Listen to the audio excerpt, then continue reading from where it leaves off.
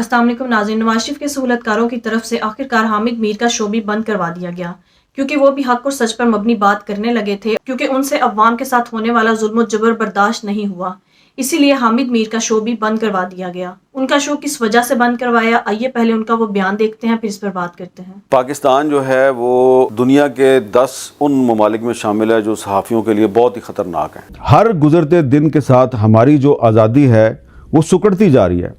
پہلے تو میرے ساتھ گارڈ چلتے تھے، اب اس کے بعد پھر میں نے بلٹ پروف گاڑی جو ہے وہ اس میں موو کرنا شروع کر دیا۔ آپ یہ سمجھیں کہ میں نے کافی عرصے تک اپنا جو گھر ہے وہ چھوڑ دیا ہوا تھا، اور میں نے اسلام آباد میں 2 ڈیفرنٹ جگہ جو ہے وہ کرائے پہ لی ہوئی تھی۔ ایک رات میں ایک جگہ پہ سوتا تھا، دوسری رات میں دوسری جگہ پہ سوتا تھا۔ تو یہ بڑی مشکل زندگی ہوتی ہے، یہ چیز ذہن میں رکھیں کہ اگر آپ سچ بولیں گے، سچ لکھیں گے، آپ کو گولی بھی ماری جا سکتی ہے، آپ کو روڈ ایکسیڈنٹ میں بھی مارا جا سکتا ہے، آپ کو نوکری سے بھی نکال دیا جائے گا، آپ کی فیملی کے لیے پرابلم ہوگی۔ میں تھوڑا کھل کے بات کروں شاہ صاحب، کو مسئلہ نہ ہو۔ پاکستانی میڈیا کا کردار انتہائی قابل شرم ہے۔ اب اس میں جو میڈیا کا کردار ہے وہ ایک، میں خواتین سے معذرت کے ساتھ ایک محاورہ بن گیا، اب کیا کروں گا۔ میڈیا ایک رضیہ ہے جو گنڈوں میں گھری ہوئی ہے، ٹھیک ہے، اور گنڈے جو ہیں وہ بڑے طاقتور لوگ ہیں۔ میں یہاں پہ آسما کے لیے زیادہ مسائل پیدا نہیں کرنا چاہتا، اس لیے کہ کچھ واقعات کی یہ بھی عینی شاہد ہیں، اور میں آپ کا دل بھی نہیں توڑنا چاہتا کہ ہمیں ایسی باتوں کا پتہ ہے جس کا پاکستانی قوم کو پتہ ہی نہیں ہے، لیکن کچھ نہ کچھ تو ہم بتا ہی دیتے ہیں نا، اس کی وجہ سے پابندیاں بھی لگتی ہیں، مسائل بھی ہوتے ہیں۔ دیکھیں، پرابلم یہ ہے کہ پاکستان کی جو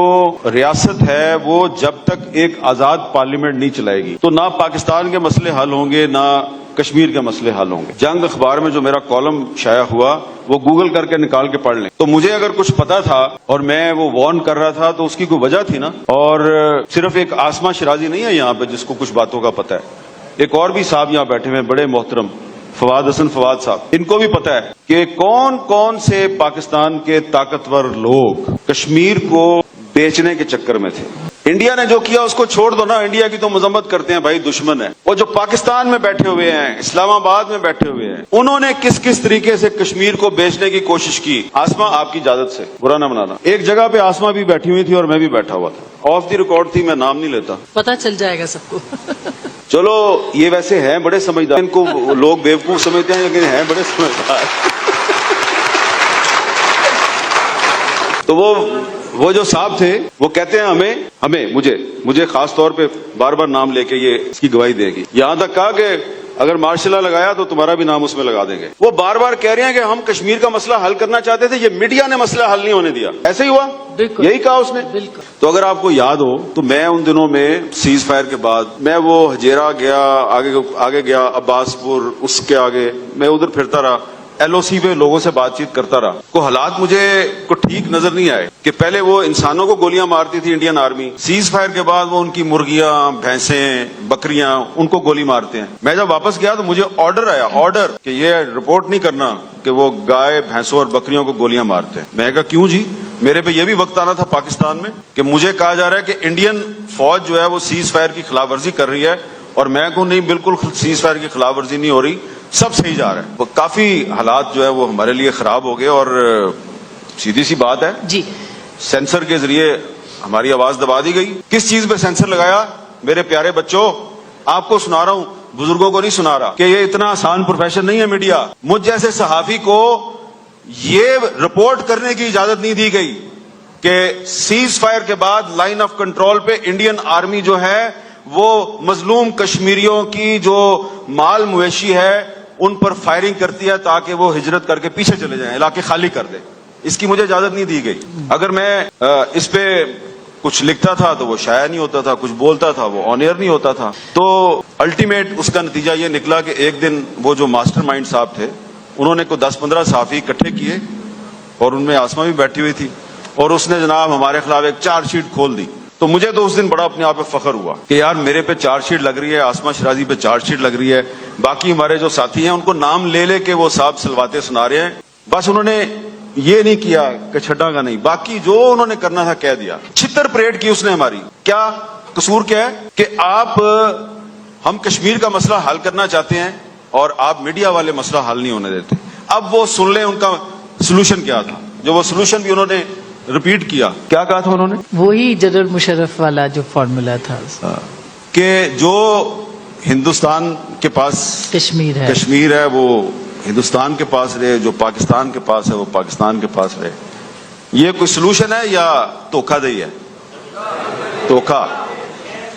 تو شاہ صاحب یہ ہوتا ہے ہمارے ساتھ میڈیا کے ساتھ پاکستان میں. اچھا میں میر صاحب اب چونکہ آپ نے بار بار اس موضوع پہ بولنا ہے, یہ آپ نے اتنا بڑا ایک سچ بول دیا ہے جس کی سزا آپ نے بھی بھگتنی ہے اور پھر ہم نے بھی بھگتنی ہے اور شاہ صاحب نے زیادہ بھگتنی ہے, مگر یہ سچ اگر ہم نہیں بتائیں گے, اپنے نوجوانوں کو نہیں بتائیں گے تو یہ بددیانتی ہوگی.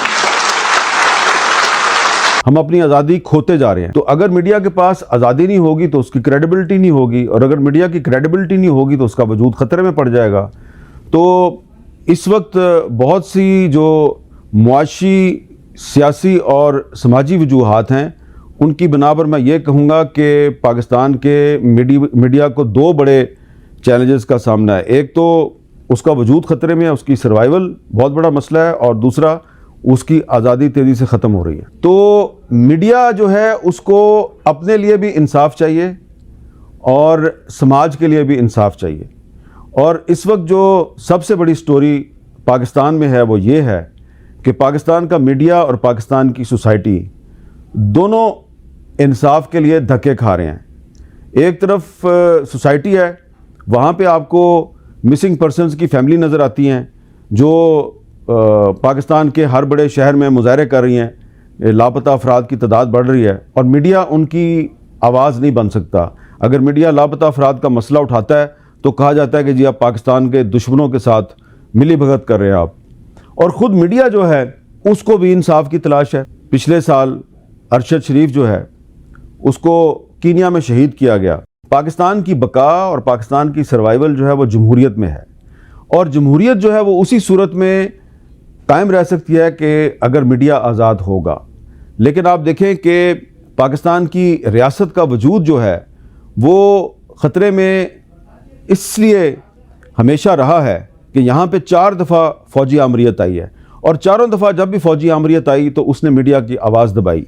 آج جب کہ پاکستان میں فوجی آمریت نہیں ہے تو آج بھی پاکستان میں میڈیا اور جمہوریت جو ہیں دونوں کو اپنا وجود خطرے میں نظر آ رہا ہے.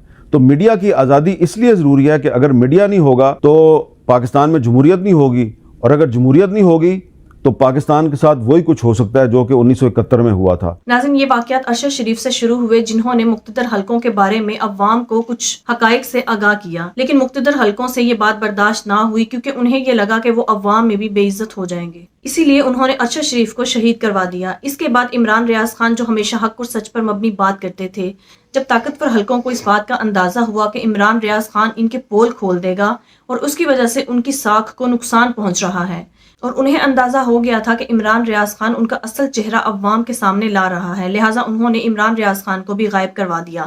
اور پھر اس کے بعد جب عمران ریاض خان منظر عام پر آئے تو ان کا جو حشر کیا گیا وہ تو آپ سب دیکھ ہی چکے ہیں. ناظرین, اس کے علاوہ بھی بہت سارے صحافیوں کو جیل میں ڈال دیا گیا, تشدد کا نشانہ بنایا گیا, اور بہت سارے صحافیوں کو بلیک میل بھی کیا گیا, اور جو صحافی لفافہ لے کر خوش ہوتے تھے انہیں خرید لیا گیا. دوسری طرف ناظرین, حامد میر جو نون لیگ اور ان کے سہولت کاروں کی حرکتیں دیکھ دیکھ کر تنگ آ چکے تھے, جب انہوں نے ان کی اصلیت بتانا شروع کی, ان کے بارے میں حقائق بیان کرنا شروع کیے, تو مقتدر حلقوں سے اور نون لیگ سے یہ بات ہضم نہ ہوئی, اس لیے انہوں نے حامد میر کا شو ہی بند کروا دیا. ناظرین, حامد میر وہ پہلے اینکر نہیں جن کا شو بند کروایا گیا. اس سے پہلے ارشد شریف, عمران ریاض خان, معید پیرزادہ, صابر شاکر اور ان کے سمیت بہت سے اینکرز کو شو سے ہٹا دیا گیا. البتہ شو بند کر کے انہیں عبرت کا نشان بنایا گیا کہ جو بھی ہماری مرضی کے بغیر عوام میں چاہے حق اور سچ پر مبنی بات ہی کیوں نہ کرے گا, ہم اس کا وہ حشر کریں گے کہ اس کا روزگار بھی نہیں چھوڑیں گے. ناظرین, آپ کے اس بارے میں کیا رائے ہے کامنٹ میں ضرور بتائیے گا. اگلی ویڈیو میں ملتے ہیں, تب تک کے لیے اللہ حافظ.